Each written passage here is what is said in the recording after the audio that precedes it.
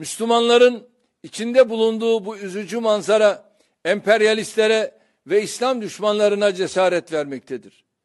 İslam'ın yükselişinden rahatsız olanlar bizzat kendilerinin sebep olduğu krizleri öne sürerek dinimize saldırmaktadır.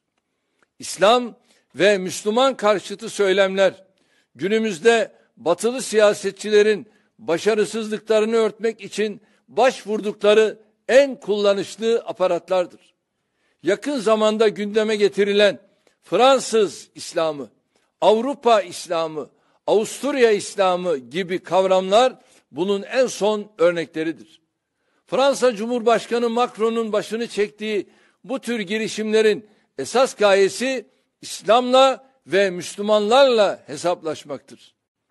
Aşırılıkla mücadele kisvesi altında terörle mücadeleden ziyade zulme tepki vermeyen, zalime ses çıkarmayan, pasif, pısırık, korkak, iddiasız bir Müslüman vatandaş profili hedefleniyor.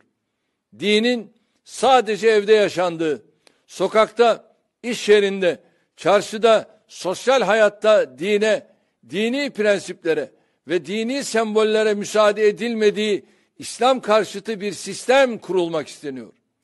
Dinin devlet eliyle kontrol edildiği, baskı altına alındığı, çok daha vahimi biçimlendirilmeye çalışıldığı bu sistemin adı demokrasi değil, totaliterliktir. Hiçbirimizin, hiçbir Müslüman ülkenin böyle bir hadsizliğe rıza göstermesi mümkün değildir.